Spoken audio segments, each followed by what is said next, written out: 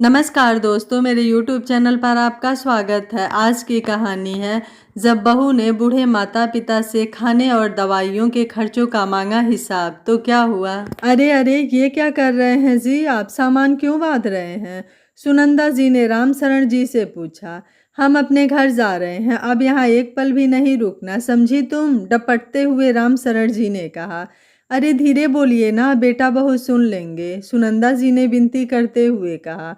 सुनंदा, तुम पागल मत बनो, अपना सामान बांधो और अभी के अभी मेरे साथ यहाँ से चलो, रामशरण जी ने कहा।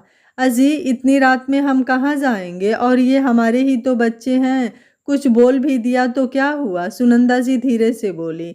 बच्चों का मोह ही तो देखकर अब तक आंखों पर पट्टी बांध रखा था, पर अब और नहीं। इस बार रामशरण जी कुछ भी सुनने के मूड में नहीं थे। अच्छा, कुछ दिन और रुक जाइए ना, 20 दिन हो जाने दीजिए, फिर बहू अपना काम खुद करने लगेगी तो हम चलेंगे, सुनंदा जी रामचरण जी से बोली। पता नहीं माँ की ममता इतनी अंधी क्यों होती है, जो बच्चों की हजारों गलतियों को नजरअंदाज करती चलती है। पर सच कह रहा हूँ, आज बहू रति ने जो कहा ना, मुझे जरा ना सुहाया। रामशरण जी सुनंदा जी की बात मान बिस्तर पर लेट गए। अजी छोड़िए ना नाराजगी, सही ही तो कह रही थी बहू। पहले वो दोनों ही घर में रहते थे, बहुत अच्छे से गुजारा चलता होगा उनका। हम दोनों अब आ ही गए, फिर बड़े अस्पताल में इतना खर्चा हो गया उनका। पहले से ही रति की प्रेगनेंसी में मुश्किलें आ रही थी, खर्चा ज़्यादा हुआ, आमदनी उतनी की उतनी। आप ऐसा कीजिए, कुछ पैसे अब आप घर खर्च के लिए निशांत को दे दिया कीजिए, सुनिंदा जी ने कहा।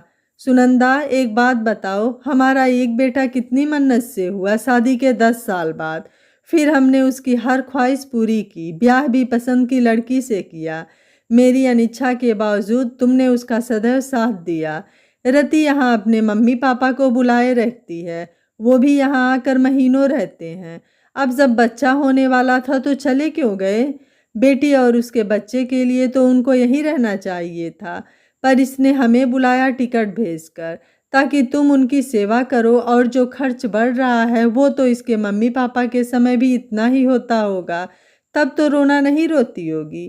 पर हमारे सामने इनके खर्चे बढ़ने लगे, ऊपर से तुम्हारा लाडला चुपचाप सुनता रहा। तुम भी कमरे में सब सुन रही थी और मुझे बाहर तक सुनाई दे रहा था। बस तुम्हारी वजह से चुप रह गया सुनंदा, नहीं तो मैं न जाने क्या क्या सुना जाता, रामशरण जी सुनंदा जी से खींचते हुए बोले। माँ की ममता है जी, क्या करूं? ऐसा नहीं कि मुझे तकलीफ नहीं होती, पर बेटा हमारा ही है ना, उसका मोह कैसे छोड़ सकती हूँ? जानती हूँ, बचपन से ही निशांत को आपकी हर डांट से बचाती रही, इसलिए वो भी आपसे कम बात करता है। अब कुछ दिन की बात है, फिर आप जो बोलेंगे वही होगा, सुनिंदा जी पति के सीने पर सिर टिकाते हुए बोली। शायद आंखें भी भर आई थी, जिन्हें वो पल्लू से पोंछ ली। रामशरण जी तो सो गए, पर सुनंदा जी की आंखों में नींद नहीं थी। एक बच्चे के लिए जाने कितने मन्नतें मांगे थे कि भगवान एक औलाद तो मेरी झोली में दे दो, और तब जाकर निशांत का जन्म हुआ। बेटे की हर इच्छा का मान वो रामशरण जी से करती रही। बहुत बार वो डपट देते, ये कहकर कि बेटे को बिगाड़ रही हो, पर वो ममता में पति की बात अनसुनी करती गई। कितनी बार पति पत्नी में बोलचाल बंद हो जाता था। पढ़ने में मेधावी छात्र रहा, तो जैसे ही बिहार से निकलकर बंगलौर आया, उसे अच्छे पद पर नौकरी मिली, वो यहाँ आ गया। कॉलेज की अपनी दोस्त रति से ब्याह की बात की, जिसे सुनंदा जी ने बेटे की खुशी मानकर स्वीकार कर लिया। पर रामशरण जी की इच्छा नहीं थी कि दूसरे जगह की लड़की से ब्याह करे, पर पत्नी के आगे हार मान बैठे। रति का व्यवहार सास ससुर के प्रति कभी वैसा नहीं रहा जिसे देखकर लगता हो वो उन्हें मान सम्मान देती है। निशांत और रति दोनों मजे से बंगलौर में रहते। रति के माता पिता इधर ही पास में रहते थे, तो हमेशा आना जाना लगा रहता था। पर रामशरण जी को अपना इलाका ही भाता था, वो यहाँ कभी आए ही नहीं। पर जब बहू का 8वां महीना लगा तो निशांत ने उन्हें यहाँ बुला लिया। बेटा जब तब कहता रहता, कुछ पैसे हैं तो दे दो। सुनंदा जी मना नहीं करती, पर रामशरण जी के मन में ये ख्याल आ रहा था, इतना कमाने वाला बेटा बहू हमसे पैसे क्यों मांगते रहते, जबकि सब तो उनका ही होना है। और आज जब सुनंदा जी बच्चे की छठी करने की बात कर रही थी, तो रति ने निशांत के सामने ही सुनंदा जी से कह दिया, मम्मी जी, अब इस पर भी इतने पैसे खर्चने होंगे। पहले ही हमारे पैसे मेडिकल में बहुत लग चुके हैं, फिर आप लोग हमारे साथ ही रह रहे हैं, तो क्यों ना जो बिहार वाले घर के किराए के पैसे आते हैं वो हमें ही दे दिया करे। सुनंदा जी कुछ न बोली, पर वो समझ भी गई थी कि बहू की नज़रों में हमारी आमदनी खटक रही है। बस वो इतना ही बोल पाई, जो भी उस दिन खर्च होगा वो हम उठा लेंगे, उसकी चिंता तुम मत करो। ये बातें ही बाहर बैठे राम शरण जी ने भी सुन ली और उन्हें बुरा लग रहा था। खैर समय गुजरने लगा, छठी भी निपट गया। सुनंदा जी बच्चे का मोह छोड़ नहीं पा रही थी। वो कुछ दिन और रुकने का सोच रही थी। इधर राम शरण जी की दवाइयाँ जो लेकर आए थे खत्म हो गई थी। सुबह नाश्ते के समय सुनंदा जी ने बेटे से कहा, बेटा तेरे पापा की दवाइयाँ खत्म हो गई हैं, शाम को आते वक्त लेते आना। ये तो महंगी दवाइयाँ हैं, हमारे खर्च भी है, फिर इस घर की और कार की किस्तें भी भरनी होती हैं, ऊपर से पापा जी के लिए अलग सब्जी बनती है, वो ये सब सब्जियों को हाथ भी नहीं लगाते। आप लोग अपने घर पर भी रहते हैं तो खाने और दवाइयों के खर्चे खुद उठाते ही थे ना, तो यहाँ वो पैसे हमें दे दीजिए, हमें भी सहूलियत हो जाएगी। रति ने कहा, बहू तुम हमसे यहाँ रहने और खाने के पैसे लेना चाहती हो?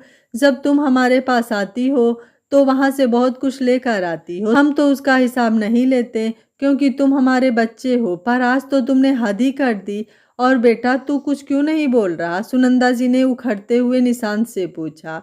माँ इसमें गलत ही क्या है, आपके और हमारे रहन सहन में अंतर, ऊपर से बहुत खर्च भी है। जब आप लोग हमारे पास ही हैं तो क्यों नहीं वो किराए के पैसे हमें दे देते? पापा को भी तो पेंशन मिलती ही है, आप लोगों का खर्चा ही कितना है? निशांत ने कहा। राम शरण जी सुनंदा जी की ओर गुस्से से देखे और वहां से उठकर चल दिए।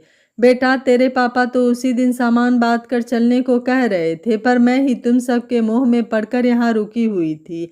आज तो तुमने माता पिता के खाने और दवाइयों के हिसाब गिना दिए।